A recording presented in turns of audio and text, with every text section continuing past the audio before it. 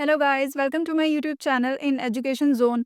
Today's our first lesson is a letter to God, which is belongs to the book of English NCERT First Flight of Class 10th. So let's get start the explanation of our letter to God. This story shows faith in God that कोई person God के होने पर कितना believe करता है. Story शुरू होती है लेंचो नाम के एक फार्मर से, जिसका घर एक ऐसी जगह था जहां से पूरे बागान को अच्छे से देख सकते थे और उन बागानों के आसपास बहुत सुंदर सुंदर फूल खिले हुए थे जो कि अच्छी फसल की निशानी होती है। और सिर्फ अर्थ को यानी फसल को वाटर ड्रॉप्स या रेन वाटर की नीड है। सुबह के समय लेंचो देखता है कि जो बादल नॉर्थ ईस्ट की तरफ से आगे बढ़ रहे हैं। लेंचो अपनी फसल के बारे में भी जानता है अच्छे से। फिर वो अपनी वाइफ से कहता है कि अब हम सच में पानी को प्राप्त कर सकेंगे, क्योंकि उसे पता था कि अब बारिश आने वाली है। देन लेंचो की वाइफ, जो कि रात का डिनर बना रही थी, कहती है कि गॉड की इच्छा यही है। लेंचो के बच्चे खेत में काम कर रहे थे, जबकि छोटा बच्चा घर के नजदीक खेल रहा था। फिर उनकी माँ सभी को डिनर के लिए बुलाती हैं और कहती हैं, कम फॉर डिनर। और जब लैंचो की फैमिली डिनर कर रही थी, तब लैंचो ने पहले फील किया था कि बारिश की बूंदें गिरने जा रही थी। जैसा कि उसने प्रेडिक्ट किया था, बारिश की बूंदें गिरने लगी। नॉर्थ ईस्ट डायरेक्शन में पहाड़ों जैसे बादल दिखने लगे। हवा बिल्कुल फ्रेश एंड स्वीट थी। लैंचो तुरंत ही अपने घर से बाहर निकलता है, उन बारिश की बूंदों को अपनी बॉडी पर एक्सपीरियंस करने लगता है। फिर वो अंदर आता है और कहता है, मानो जैसे ये पानी की बूंदें नहीं, बल्कि न्यू कॉइन्स हैं। बड़ी बारिश की बूंदें 10 सेंट के सिक्के थे और छोटी पानी की बूंदें 5 सेंट के सिक्के थे। फिर बहुत हैप्पीली वो अपनी फसल को देखता है, पके अनाज और उनके फूलों को। बट सडनली बहुत तेजी से हवा चलने लगी। बारिश की बूंदों के साथ अब बर्फ के ओले यानी हेल स्टोन्स गिरने लगे, जैसे मानो खेत पर एक चांदी की परत पड़ी हो। और वहीं लेंचो के बच्चे बारिश की परवाह न करते हुए उन फ्रोजन पियर्स यानी ओलों को कलेक्ट करने लग जाते हैं। और अब बहुत खराब हो रहा था सब।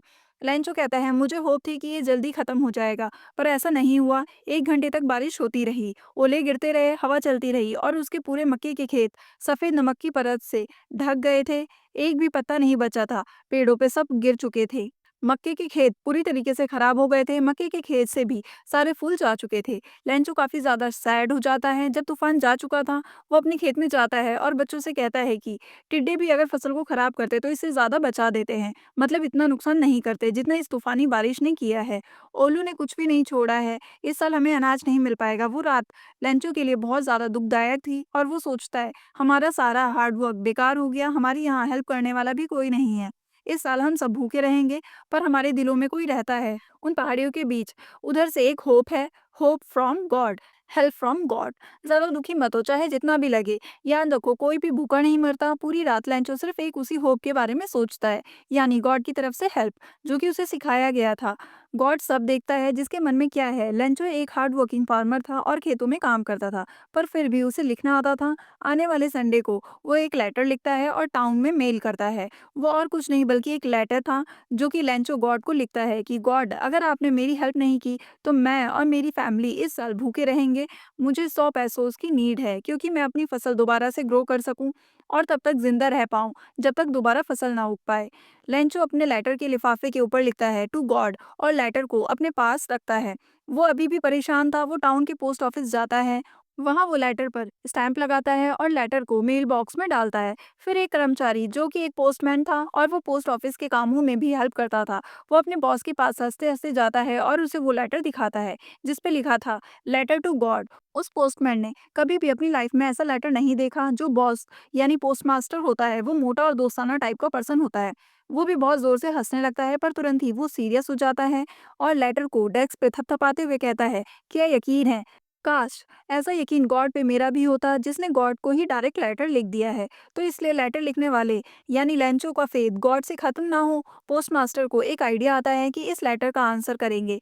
जब वो लेटर खोलता है तो देखता है कि लेंचो को गुडविल, इंक, पेन और पेपर की नीड नहीं है, बल्कि उसको किसी और चीज की जरूरत है। पर वो अभी भी रिजोल्यूशन पर अड़ा था। वो पैसों के लिए अपने एम्प्लॉय से पूछता है और वो अपनी सैलरी में से भी कुछ अमाउंट निकालता है। वो अपने काफी सारे फ्रेंड से भी पैसों की हेल्प के लिए बोलता है, चैरिटी टाइप। और ये पोस्टमास्टर के लिए इम्पॉसिबल जैसा था, क्योंकि 100 पैसों बहुत ज़्यादा थे। तो पोस्टमास्टर सिर्फ आधे से थोड़े ज़्यादा यानी 100 पैसों ही लेंचो को सेंड करता है। पोस्टमास्टर 70 पैसों को एक एनवेलप में रखकर लेंचो को भेजता है और लेटर पे गॉड के नाम से सिग्नेचर कर देता है, ताकि लेंचो को लगे कि ये लेटर गॉड की तरफ से आया है।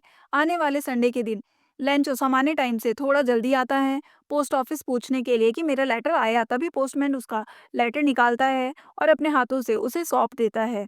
जब पोस्टमैन लेंचो को उसका लेटर दे रहा होता है तो पोस्टमास्टर अपने ऑफिस से ये सब देख रहा होता है। पोस्टमास्टर लेंचो के सेटिस्फेक्शन का अनुभव कर रहा होता है। लेंचो गॉड की तरफ से लेटर को देख करके बिल्कुल भी हैरान नहीं होता। उसका कॉन्फिडेंस बहुत अमेजिंग है। पर वो तुरंत ही गुस्सा हो जाता है जब वो पैसों को काउंट करता है, क्योंकि उसमें तो 70 पैसोस थे, जबकि लेंचो ने तो 100 पैसोस की डिमांड की थी। गॉड तो मिस्टेक नहीं कर सकता था और ना ही लेंचो को मना कर सकता था।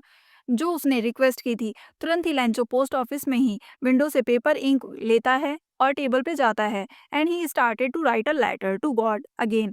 उसके माथे पर शिकन आ जाती है, क्योंकि उसने अपनी फसल ग्रो करने के लिए बहुत इन्वेस्टमेंट और मेहनत की थी। वो सारी फीलिंग्स एक्सप्रेस करता है लेटर में। लेटर कंप्लीट करने के बाद विंडो पे जाता है, एक स्टैम्प खरीदता है, फिर उसे जीभ से गीला करके अपनी मुट्ठी में दबाकर चिपकाया। जैसे ही वो लेटर लेंचो ने मेल बॉक्स में गिराया, तुरंत ही पोस्टमास्टर उसे लेता है और ओपन करता है। उसमें लिखा था कि गॉड, जो पैसोस मैंने आपसे मांगे थे उसमें से सिर्फ 70 पैसोस ही मेरे तक पहुंचे हैं। बाकी बचे हुए पैसे भी सेंड कर दो, क्योंकि मुझे इनकी बहुत नीड है। पर वो पैसे मेल के थ्रू मत भेजना, क्योंकि पोस्ट ऑफिस के सारे कर्मचारी एक ठगों की टोली हैं। और यहीं पे ये स्टोरी एंड हो जाती है। If you like this video, so please make sure to subscribe the channel and do like this video. Till then, take care. Bye bye.